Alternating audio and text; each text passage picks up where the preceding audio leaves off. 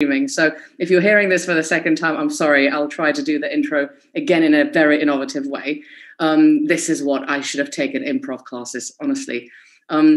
Welcome to the closing ceremony again of UniHack 2021. It is a great honor that everyone followed our slightly meme-tastic, punk-esque approach on social media over the weekend. We've had a great amount of discussions happen, great workshops, and amazing teams that have joined us. And honestly, we're actually blown away because it was a bunch of us putting it together. We were trying some stuff for the first time, but we actually managed to pull off an international hackathon and get some really cool solutions about how to reinvent and rebuild the global education system. And I'm not exaggerating here. So it's been a wild ride, and I'm really deeply honored that I had the opportunity to work on this with the people in the team, but also that we had almost like 300 people in total in this ecosystem. So it's really been fantastic. So what we're going to do today during the closing ceremony, if you saw the opening ceremony, we're just going to recap what happened, and we're going to go through the various aspects of the hackathon. So because I like doing this, I enjoy doing this, I'm going to give you a structure of what is going to happen throughout this presentation, just so you know exactly what you're getting into. If it wasn't clear, this is UniHack 2021, as you can expertly see drawn on my flip chart back there, because I'm very good at graphics, much wow. But before I go into this, I just would really like to apologize for the slight delay because it was tense. We were debating until the last minute which projects are going to win. The judges were like at heads with each other. So it's really been like passionate and exciting until the very end. But don't worry, the hackathon is not ending yet. After this closing ceremony, we've got some more exciting things planned for you. So the party lives on. So we're going to do a quick recap. Then I'm going to reintroduce the tracks just so you remember exactly what we did and how we decided to revolutionize the education industry. We're going to talk about the ups and downs because we're only human. We're doing this online. It's a crazy world. It's not easy to do these things. So we're going to see what we've learned from this year, how it was different from last year, and what we hope to learn from this iteration of the hackathon for the next year, because it's certainly going to be happening again. So stay tuned. We're then going to introduce the winners. Now, this was hectic and exciting. So there's some great projects that I really want to introduce to you. So stay tuned for that. And then finally, we're going to introduce the program after this closing ceremony. So I look forward to sharing that with you as well. So what was the overall recap? We were trying to change the world one hack at a time. Obviously, if you want to change the world, things ain't easy. So it's not a coincidence that I decided to put Elon Musk completely smashing his Cybertruck to bits. Because if you do want to change the world and you want to do big things that are simply different, you're going to make mistakes along the way and you're going to break things, and that's fine. I mean, this was a global hackathon and we had people from all over the world join us. But this is something, as a Czech person and someone who's very proud of being Czech and being back home after almost a decade abroad, Czechs sometimes struggle to take risks. We're sometimes very afraid. Like, it's a cultural, anthropological phenomenon that we think, oh, it's better not to take that risk because we might break something. And what we've learned from this hackathon is that breaking things and making mistakes is the only way that people move forward and they learn and revolutionize stuff. Like, if you only iterate by small bits, yeah, you're going to iterate the thing a little bit. But if you just completely break something, that's when you get the punctuated equilibrium, and that's where evolution really happens. So UniHack 2021 has definitely shown this to us. I would like to, basically now I'm going to give you some snippets from Slack because not everyone was on Slack. Some of you were hacking away hard, so you didn't have the chance to follow everything. Others were just watching from the outside. They weren't in the Slack platform. So I just like to give you a little bit of a glimpse about the nature of the Slack and the discussions that were happening. So Alcha, I mentioned this in the opening ceremony, she's a machine. I mean, the preciseness and also the aesthetic beauty of her organizational notes that she was putting into the info channel was something else.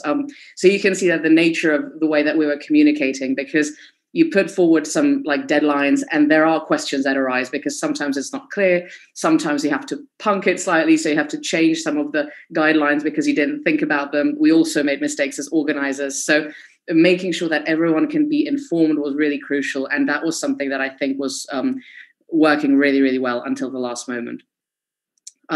We also had some fun. I would like to pinpoint Pavel Kordik, one of our meme lords and meme masters from the FIT, Faculty of Information Technology, the Czech Technical University, who I've discovered doesn't only have great taste for beer, but also has great taste for good tech and good memes. So, Pavel, I wanted to bring you out in this closing ceremony because you definitely provided some much needed relief in the internal organizer channel. You know, to the outside, we want to look really professional and hardcore and hacker man, but on the inside, we're just a bunch of kids sending each other memes. So that was a lot of fun.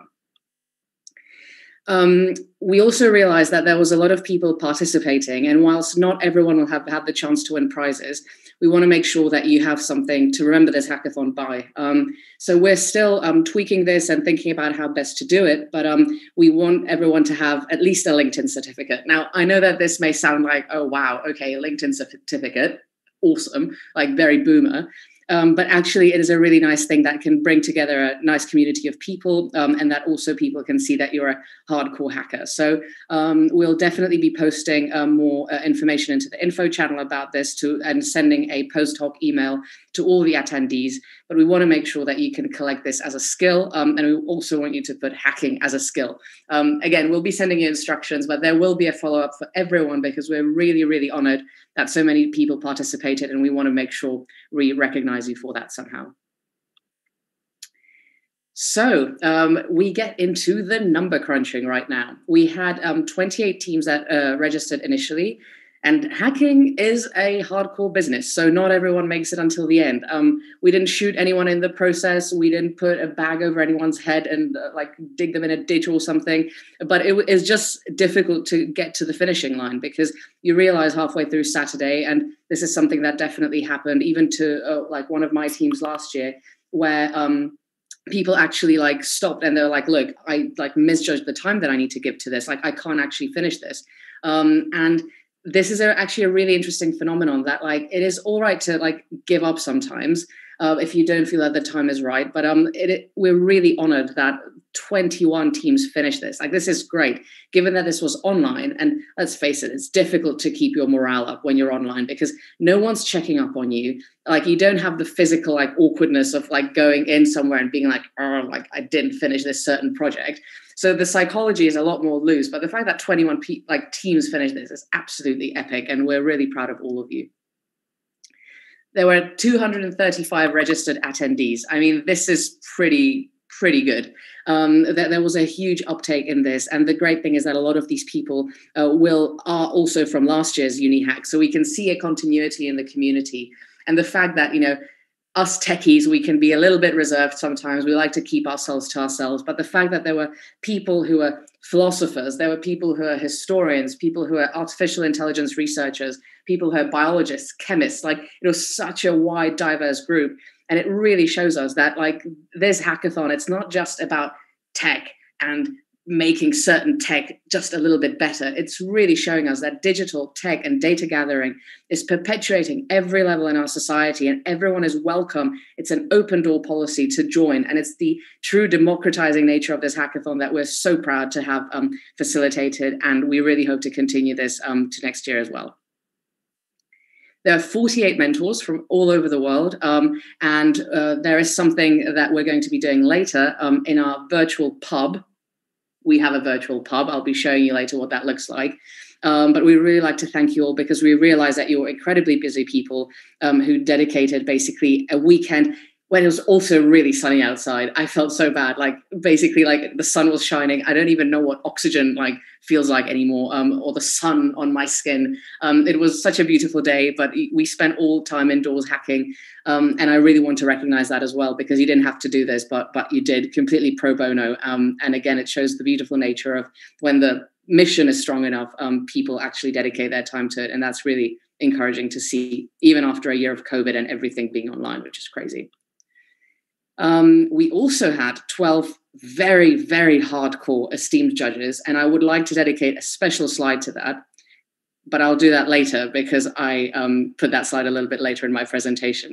But the 12 judges, there were like some of the top people in their field from all over the world, and they disagreed on quite a few points, and it was a very passionate discussion, and I'm really looking forward to be able to share the results of that discussion with you later. And we also had 8 countries represented. I mean, we do have to do a detailed debrief and questionnaire with everyone because it's possible that there's more lurking around. But those are definitely the ones that we registered as people were like really active on Slack and in the community. So if there's more countries and I missed one out, please do let us know and we'll update the presentation. And I'll probably do this again. I don't know, closing ceremony 2.0. But again, the fact that last year we had, it was only in Czech, and there were some Slovak teams and there was one Czech team from Taiwan. But this year it was really great. It was truly international. It wasn't just saying us, yeah, it is a bit international with like one other person. It was a genuinely international community. People reporting from San Francisco, people reporting from India. So it's been quite a ride. And again, we're very proud of that. So now we go into the breakdown of the projects a little bit more. So what was the most popular track? Funnily enough, it was matchmaking. So it was basically the idea that we have to match relevant knowledge. So we've got a lot of knowledge. The internet is absolutely full of it, almost too much, if you like. But being able to match relevant knowledge to relevant people or relevant people to make sure that this massive amount of data chaos, data transfer can actually be curated in some kind of an intelligent way. To give an analogy, you're not going to get away from my archaeological metaphors. No. Say that you have a museum and you've got like, I remember when I was in the archives of the British Museum, there's basically, I used to work there for a summer, and you've got tunnels underneath the entire museum. And there's like 10 times more stuff underneath the British Museum than actually the public sees. Pottery, like really exciting stuff like bits of stone and bits of bone. But you have to give that some kind of system, because otherwise no one knows if you want to look for a particular bit of, I don't know, ceramic from the Akkadian period. You have to know where to go. I mean, it's exactly the same with the internet and the curation of information there, especially in education. You can inundate the human brain so quickly that this matchmaking was a particularly popular track, and we are going to share the winners of that with you very soon. I'm going to be saying that a lot because the presentation is quite long and I want to make sure that you keep watching. So I'll keep dropping in winners going to be announced soon, just so that you stay watching. And I also just saw that someone commented that Croatia took part as well in the stream and in the hackathon. So thank you so much, our dear Croatian brothers and sisters. And I'm sorry that I left your flag out. I'm going to be editing that, but at least an honorable mention. I hope that's all right. So what roughly happened? Just to recap very quickly, on Friday, we picked the teams, people. It was actually really encouraging to see that a lot of the teams came prepared already, in the sense that they were already friends who wanted to be with each other. Then Saturday, Sunday, until Sunday morning, there were workshops happening. So we had some workshops happening on Friday already. We kicked it off with a workshop at 4:30 CET, and we're going on until about 9 p.m. CET. And then during Saturday and all of Sunday morning as well, there were workshops going on from our partners on how to pitch, on artificial intelligence. So we hope that we manage to provide some kind of a parallel educational track, as well as like the place to hack and solve problems. We've recorded some of those workshops, not all of them, because there were some technical difficulties during some of this, and there were literally like 5 of us doing this in the background. And I would like to say a huge shout out to Ondra Bremondes, who managed to hack his personal use of Zoom and streaming to YouTube in some kind of phenomenal way, and actually managed to record some of the workshops. Release the presentations from the workshops and recordings where applicable, so that it's continuous education that you guys can absorb even long beyond UniHack. And then finally, Sunday, it was quite funny that a lot of the mentoring, it's like some of my first time mentoring, I had people messaging me on Sunday morning being like, we've got this question on AI and like how to do our stuff. Can you talk to us? I was like, yeah, sure. You've got 3 hours until submission, but of course we can. There were really fruitful discussions and all the teams were great, but there was a lot of active work happening on Sunday morning. There were the traditional bargaining. I've done it myself. For the last time that I did it was the Robothon, which was the hackathon for the 100 years of the word robot that happened at the end of January, where basically my Vimeo crashed. So the final video that we had to submit, and we're actually in the team with Alcha and Ondra, it just didn't work, and the whole thing crashed. And it was like 14:59, and we had to give it at like 3 o'clock. So I was messaging the organizers like, please give me 10 more minutes. So this was happening quite a lot this time around as well. But because we're human beings and we're not monsters, we were very lenient and very kind, and everything managed to work out fine despite the panic. And of course, we're at the closing ceremony now, which kind of officially ends the hackathon, but we'll be hanging out afterwards, having a pub quiz and a clubhouse discussion as well. So stay tuned. So again, just for those of you who weren't in Slack, I just want to really quickly recap some of the stuff that was going on, just so you see like what the hackathon actually looks like, because it's not like hardcore hacking and us sending each other bits of code. We're human beings who are sharing their experiences. So, for example, Tomáš, he's in Istanbul, lucky guy. By the way, for those of you who like in Istanbul, you've got like obviously a lot of archaeology, but you've got the cistern where the Romans used to store the water for Constantinople, and it's really cool. These kind of things excite me because I'm weird. But Tomáš, whose name day it is today, so congratulations, who was going on a archaeological tour of Istanbul today, so he was making us all feel jealous. And Alcha was having some very nutritiously balanced lunch, I see, and watching The Office, which is always good. We're sharing music tips. Those of us who are slightly cognitively impaired in some ways, like me, were sharing memes quite a lot. Basically, I was just there to share memes, so I'm sorry that my inputs weren't more intellectual than that. But it was a really kind of relaxed, chilled out atmosphere, which was a lot of fun. And then again, there were some people who were making us feel slightly jealous. Thank you, Liz from Deep Note, who was on her terrace in San Francisco, which is, I really want to travel. I know we can't, but like that really made us all feel a bit, I want to go somewhere. But I hope that, Liz, you're having a nice time. We're very jealous of the sunshine, and thank you so much for all your helpful contributions, and to all of Deep Note for being such great partners. And then Ondra, he was like our lullaby man. He was always telling everyone good evening and good morning, which was very therapeutic in certain ways. Magdalena, she was just hardcore mum mode. She was making dinner and in amazingly exceeding quantities, which was very encouraging to see. As I was drinking like my 5th energy drink, I was really jealous of that nutritiously balanced meal. And as you saw, people were communicating with each other, sharing tips, which technologies, which platforms to use. So it was a really welcoming environment, which we're really proud of. Ondra taking a walk within the bounds of his geographic perimeter, because here in the Czech Republic, COVID restrictions are pretty tough right now, but he just went to the forest and back, we promise. And then again, some people, Jakub, you Deep Note guys are making us feel very jealous, either beautiful views or beautiful pancakes. It's cool setup you've got going on, I gotta say. And then Valery, one of our mentors, and Tomáš Vavrda, one of the people from last year who was actually a mentor last year and was a team member this year. So he liked us enough to come back. They were all sharing as well. So that was encouraging. So what were the biggest takeaway lessons? Now, this is the time for Sarah to be hugely philosophical again. But what we found was that hacking is great. Coming up with adventurous solutions is fantastic. But remembering that we do live in the real world. You've got administration, bureaucracy, taxes, the state institutions to be dealing with. So if you want to change education, you can do so.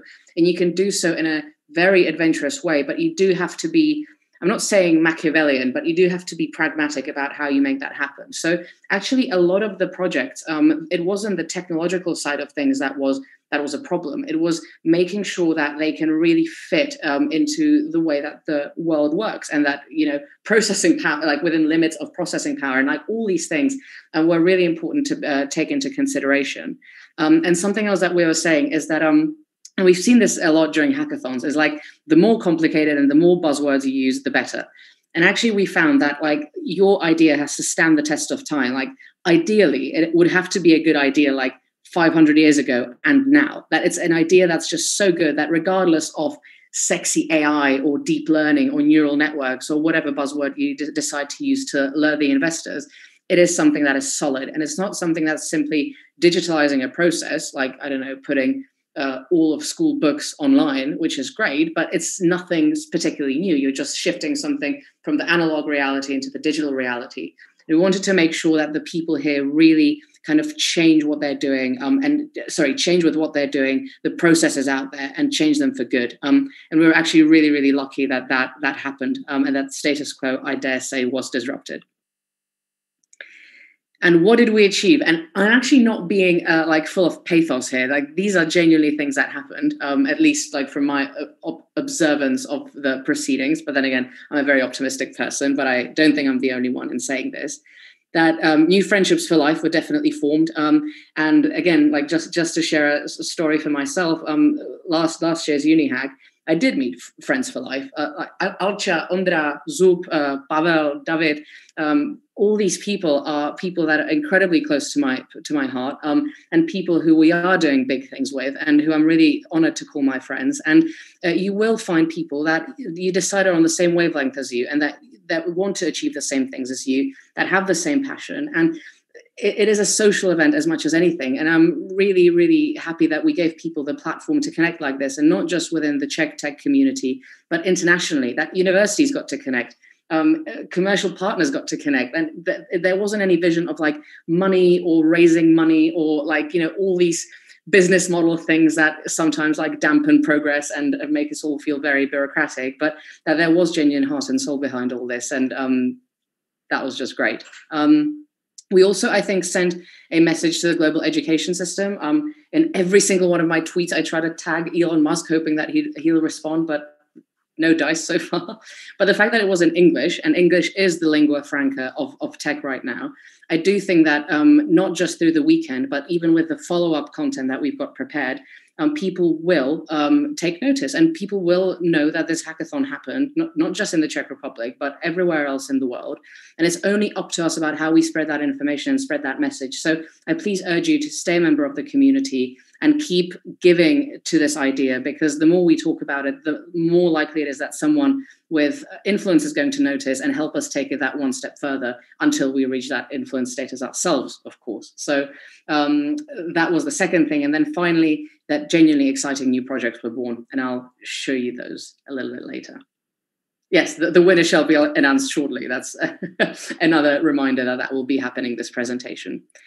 And then what did the teams have to identify? So there were certain criteria that we measured the teams by, but roughly we had to make sure that we found the right balance of making sure that the idea is good, that the idea is stable no matter what technology it uses, but also that it follows the rules to a certain degree, obviously like breaking the rules of convention, but at the same time, if the video is meant to be 3 minutes, it has to be 3 minutes, because like there unfortunately do have to be some like landmarks. It can't just be complete chaos. And also making sure that it's something that can one day get financing, because as much as I'd love everything to be pro bono and open source, sadly, we do have to pay for things. So it's important to think about these things when putting your project into realization, because otherwise it won't be able to scale. So that's the background. That's roughly what happened, and the feelings and the je ne sais quoi that we got from the hackathon. But now is the time. Yeah, like the Oscars. I don't know whether you've watched this, but when John Cleese won an Oscar for one of his films, I think it was A Fish Called Wanda, he thanked everyone in the world for his nomination. So I'm now not going to thank everyone in the world for participating, but I do have some people that I really want to mention. The first one being the team. You guys did an incredible job, and all the organizers, as I say, Alcha, Eliška, Jirka, Ondra, Pavel, Petr, Tomáš, Valery, Tomáš, David, and all the kind souls that have supported us laterally. It wouldn't have happened without you guys. So a huge, huge thanks goes to you.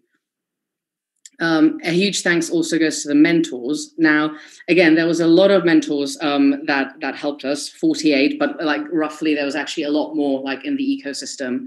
And I would again like to thank Matthias and the Together platform for putting this together. Matthias has been an angel throughout the weekend, like basically tweaking rooms and making sure everything happens. And there'll be a pub quiz that'll be happening after this at 8 o'clock. And we have a jazz club, a sports bar, and it's all in the virtual platform where we can just hang out, we can't go to the pub physically, but we try to make it as likely as possible that you can actually visit one, at least in virtual reality or like this virtual space. So thank you to the Together platform, and we'll be seeing you in here shortly, where we'll be thanking the mentors at the Together bar, and we'll also be having a pub quiz to test your knowledge in case your brains haven't already melted over the weekend. So reminding you of the tracks, and we're getting closer to the time that the winner is announced. So I'm going to take a sip of my energy drink, just to build suspense a little bit. And I'd like to remind you of what the hell we were actually solving. So we have, by the way, if you noticed, I've massively graphically improved my presentation. I've actually all aligned these tracks into one row, compared to the opening ceremony. So yeah, I was hacking as well. It's all beautifully aligned now. So we had 3 tracks: skills and learning certificates, matchmaking and exchanging knowledge. That was the most popular one by far. And then project-based learning. So the first one is basically gamification of knowledge and education. So how do we make sure that people get rewarded for being a part of a certain education process? The second one, as I already mentioned, at risk of repeating myself, is matchmaking the right people to either the right knowledge, the right people, or the right organizations, or vice versa. And then finally, making sure that what you learn as a part of that education process actually has applicability. So again, speaking from personal experience, if you study machine learning and then you actually look at what that looks like in real life, you'll realize that the theory is very beautiful and neat and elegant and stunning and philosophical. And then the reality is that you don't have data, so you can't do any analysis, and you spent like half a year convincing the decision maker to give you proper data, and then he gives you a bunch of Excel spreadsheets and you want to go blow your brains out. So all these things are really important to consider when actually taking your project from idea to reality, and that is what we were tackling in project-based learning. So the people who are judging all of this had experience, like either in all 3 of these tracks due to their previous jobs or current jobs or occupations, or were like somehow specialized. And we really wanted to make sure that our judging panel was multidisciplinary and diverse, just to make sure that it's not just techies, or it's not just like philosophically minded people, that it's really people from all walks of life that have different experiences. This was great. That meant there was a diversity of opinion. That also meant that it took a long time to make a decision, because obviously different perspectives means that decisions take longer, because there's simply more points of view to take into account. But that is positive. And just before I introduce them, I'd like to very briefly say that a lot of the time, democratizing education can seem really daunting, because suddenly you're opening up this system to a lot of people. You're opening it up to the public and demographic groups that otherwise wouldn't have access to this knowledge. What you're risking is that people are going to disagree with you.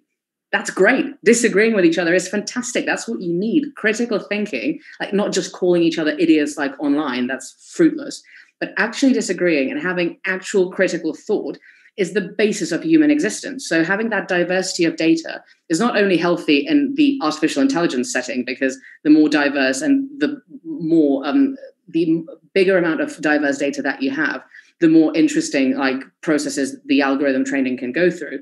It's the same with humans. Like if at risk of comparing AI to humans, because AI is nowhere near like human like level of perception or understanding, but the rough universals behind the functioning are roughly the same, in the sense that if you want to disrupt the education process, you have to give space for conflict and disagreement, which is sometimes really difficult to do, because as humans, we don't like conflict and disagreement. But it was great to see that despite diverse opinions from the judges, we managed to actually have an incredibly rich, fruitful discussion and reach a very interesting final decision. So thank you very much for the judges for bearing with us. This is like a screenshot of my highly esteemed social media post that I did on the matter. But just because writing is boring and it's always more fun to look at faces, I wanted to introduce all these people to you. These people are the top of their field. Mr. Tvrdík is going from this wonderful man at the very top, is actually is the Dean Emeritus of the Faculty of Information Technology, co-founder of it. And he really is the creme de la creme in terms of research and in terms of actually understanding what the hell is going underneath the canopy of tech. So he offered a very pragmatic, very tech-driven, but also a view where he's seen so many projects come to fruition that he really could have that scalable experience to share with us. To his left or right, I'm not sure now with the mirroring of the Zoom, but I trust you know that I'm going in this direction onwards. We have Tomáš Mikolov. He's one of the most cited machine learning experts in the world. If you're using Google Translate, the current form that it is now is thanks to him and thanks to the word tvec that he invented during his time at Google Brain. So he had the hardcore pragmatic artificial intelligence view into the project. So thank you so much, Tomáš, for taking part in that. Next, we have Maria Bielikova, who is really, she's a professor at the Slovakian Technical University and one of the top experts in her field. She was very passionate about the projects and was steering the discussion in a very fruitful way. So one of the leading women in Central Europe when it comes to software understanding and computer science. So we were really honored to have her on board. Yemi, who is the co-founder of the multidisciplinary education platform, the Moonshot, and he used to be a choreographer of a global dimension, and he's actually become extremely passionate about education and educating various demographics across the world. And he was hailing us all the way from Costa Rica, and also actually sent me a picture of being on the judging panel from Costa Rica, and I saw the sea, and I thought, oh my God, I really want to go to Costa Rica right now. So I hope that you're safe. I hope that you're enjoying yourself. And thank you for joining us. Next, we have Louisa Armani, who's a fellow at St. Hugh's College, Oxford. She, which is my alma mater, so I feel a close affinity to this fantastic lady. Her and I actually met a few weeks back on an entrepreneurial event at Oxford. And we started talking about UniHack, and she got excited about the idea. So she joined us despite having a crazy busy schedule all the way from Oxford. She tuned in and gave her view on some of the projects. So she works with LSE, and she is a long-term business consultant and mentor. So she really knows what she's doing. So thank you very much. Next, we have Ondra, who is a top dog at Ysoft. What I really like about Ondra is that he has been a part of this community for a long time, and he has a very pragmatic way of understanding, you've got the idea and then you've got the tech, and how do these two things tessellate together? So he was really giving his views on not just the technology that is everyday bread and butter, but also the depth. He was really able to take that step back and look at the point of the idea itself and how it fits into the global system. So he was our multidisciplinary guru in that sense, and with some very fruitful remarks. Then we've got Credo Ventures, one of the partners, and you were so fantastic in terms of steering this discussion. Credo Ventures is looking at a new way of educating people about financial literacy and making sure that people understand what the hell is happening with their money and with the economy around them. So again, we had a really deep perspective of how, in the macro sense, the ideas will have an impact on the education system.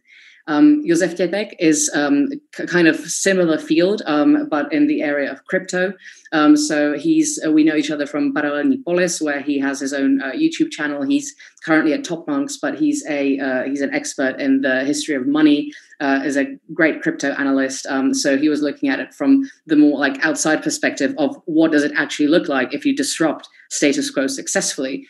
So he was able to give us the view from the other side of the fence when disruption happens, and it happens effectively, what can happen there, and how to deal with it. So that was really great to have as well.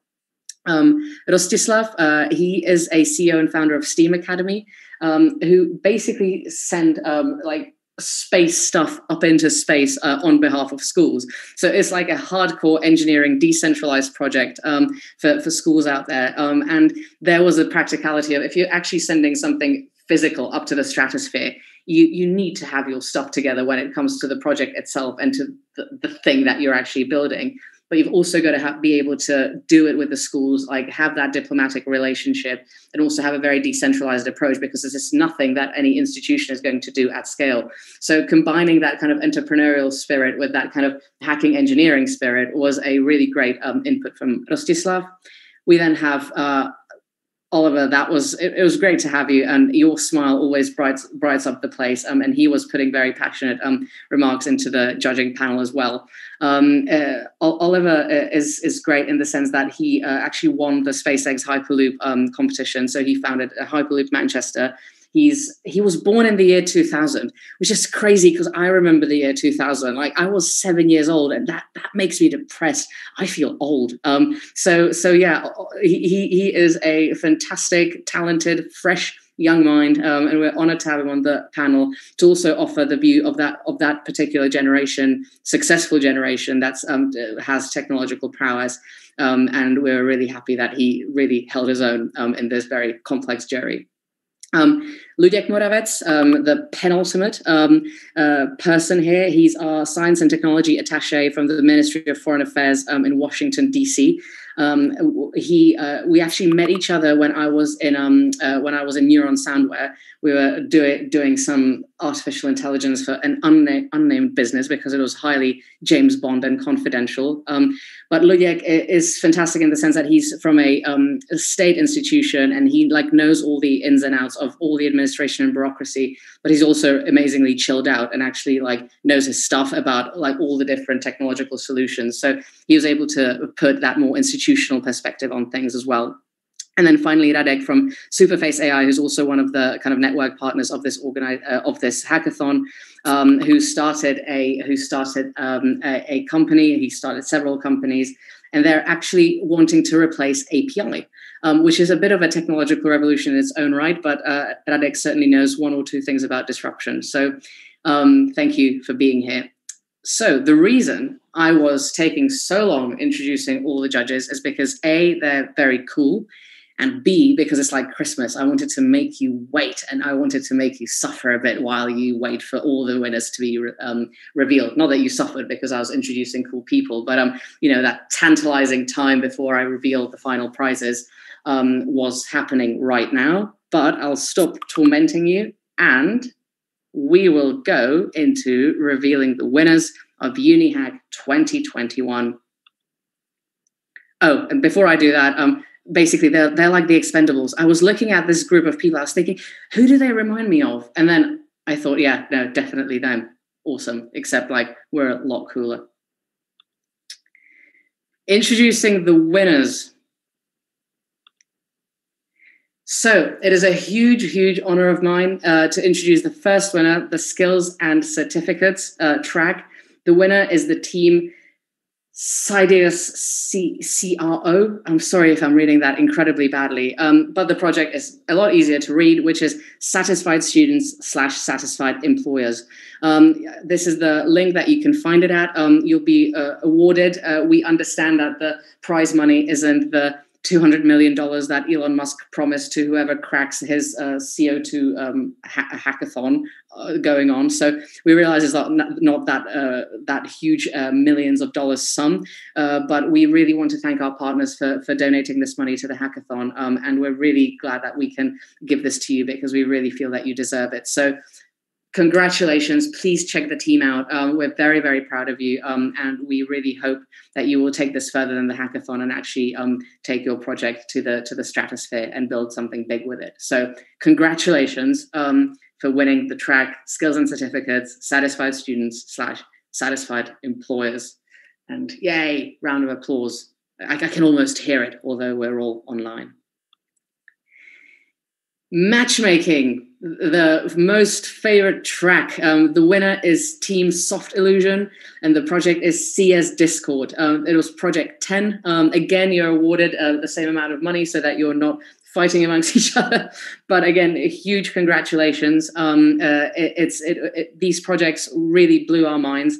I actually now realize that because we literally decided this about 5 minutes before we went live, I didn't have time to enter all like the screenshots and like videos into the presentation. That literally just wasn't time for that, and we didn't want you to keep you waiting any longer. So I'm sorry about that, but please do check them out. Please go on our website and check out the videos and the submissions because they're really worth it. And you can see all the other teams as well. So you're not losing anything, don't worry. And finally, the final track that we want to congratulate for the winner being Hobby Robot with the project Projectly. Again, making us very proud. These three winners are the winners of their respective tracks. It was a really difficult choice. Each discussion took like a long time to complete, and the judges spent several hours marking this and putting this together. Ondra put together a very sophisticated grading system, but those three are the winners, so I'll just recap them. We have Hobby Robot, Team Soft Illusion, and Sidious CRO. In this case, I'm going to be pronouncing the project rather, Satisfied Students / Satisfied Employers. So congratulations, you three. And now I'm going to reveal the overall winners of the hackathon, or like the special prize for the jury.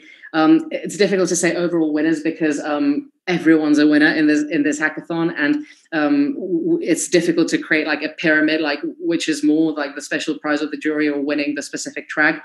And we don't even want you to think of it this way. Everyone who's mentioned here did a fantastic, sterling job.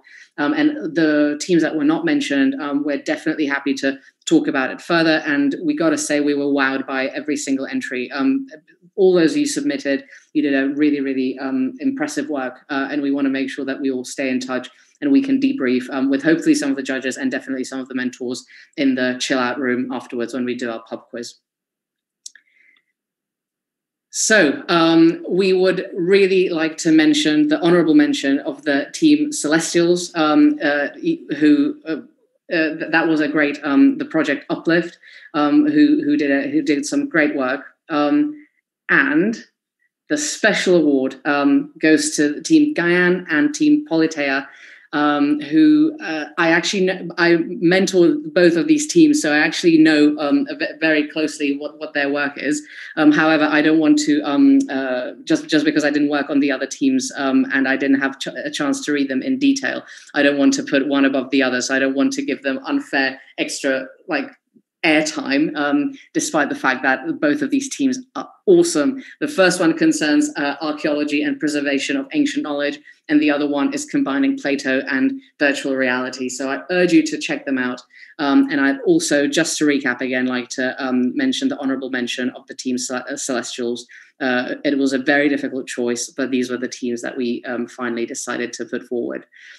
So please congratulate them, go online, mention them, message them, propose marriage to them, whatever it is that you want to do. But congratulations to these 6 teams for being mentioned. The rest of the teams also congratulations, because it was, as I say, a very tough decision. So what happens next? This is the time where you've got the sinusoid of emotion.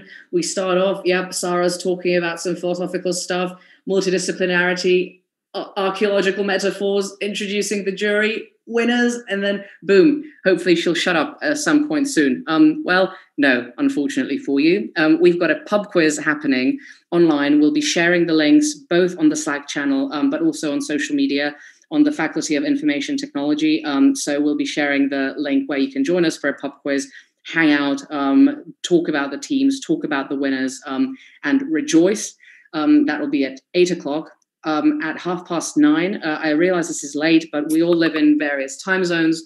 And those of us I know who have iPhones, if you've got Android, which is most of the technological community, you've got to borrow it from like your neighbor or your mum or someone. Borrow an iPhone, hop on Clubhouse. There's a talk happening. That's actually one of our judges, Yemi, and the Moonshot platform that he founded. It'll be Moonshot Feat UniHack. Moonshot also spans continents. It's got a base in New York and a base in Prague. So they're concerned with multidisciplinary education and breaking the education system as well and rebuilding it. So I think it'll be a fruitful discussions about the winners, what we kind of learned, and I hope that'll be a lot of fun. It'll be a very relaxed kind of evening discussions. Think of like, smooth jazz playing in the background, having a whiskey in your hand, that sort of thing. And then finally, we really want you all to keep in touch. It's been a wild ride. A hackathon is always very like, it hits you like a sudden hangover, where you're like really excited and then like you're sad and then you have to go back to the rest of your lives. Like tomorrow is Monday blues. Oh my God, you wake up and you're no longer a hacker. But you're a hacker for life, because hacking is not about being on a hackathon. Hacking is about the approach, and about the approach of not being happy with the status quo, changing it, and always striving in your life to change the world around you. So we really urge you to stay in touch. We'll be sending a debrief email to everyone with some instructions, with the LinkedIn certification that you can put on. And of course, we'll be reaching out one-to-one to the winners as well, and all the teams that took part, just to chat with you and just to keep that relationship going. And UniHack 2022 is a certainty. So we're really looking forward to welcoming you to that. What will we hack next time? God knows. Maybe we'll still be hacking education. It's very likely. But I already feel in my bones that this hackathon was a good move for the more positive and for the better. Find us online. Keep in touch. I would also really like to thank all the partners. I know that this bit usually sounds very cheesy because like you feel like you have to mention them. In this case, no. I've been on events before where you like feel you have to mention the partners because it's the polite thing to do. But this time it's actually all these people. I'm still so amazed at how involved they were, either in mentoring, or just like providing knowledge or providing content or sharing content. It was a real community, like where you could see that like the aim isn't some kind of business deal down the line or like stealing someone else's idea down the line. It was a genuine desire to help and be a part of a new forming community. So we're really happy for that, and really want to thank you all for being here with us. And finally, to all the organizers, the Faculty of Information Technology in Prague did unbelievable work and heavy lifting. Prague AI as well, creating the global super hub out of AI super hub out of Prague. Hacks, Tomasz's organization that is basically the driving force behind these hackathons in Prague that have been happening in the Czech Republic, but now on a global scale. And Unico AI, and also all the other partners that form the ecosystem. This has been UniHack 2021, reinventing or inventing the education system. It's been happening for the last 3 days. It's now almost over. We've got a pop quiz left to go and a chat on Clubhouse. I've been Sarah, talking a lot of stuff about archaeology and philosophy and multidisciplinarity. But what I would really like to leave you with is that, and without like sounding too like, cheesy and like at the end of an American like rom-com, we do all have a limited amount of time on this earth. I definitely don't want to like end up like near the end of my days realizing that I didn't do as much as I could have done to change the things that I was unhappy with. What I'm unhappy with right now is a lot of things. I can be a very grumpy person, but education isn't working the way it should. That's just a fact. And no one's going to take charge unless we take charge and unless we actually try to change it. And there's no shame in saying, yes, I want to change the world. And yes, I do think that it's possible. So I really want to congratulate everyone for being brave at taking part, for being a part of this movement, for seeing technology as more than just numbers and zeros and ones, but a new form of human evolution that can take us to that next level. And I'm really proud of us. Thank you. It's been an honor. And I'm signing out, and I'll see you at 8 o'clock on the pub quiz. Thank you. Congratulations to all the winners. And thank you all again. Bye.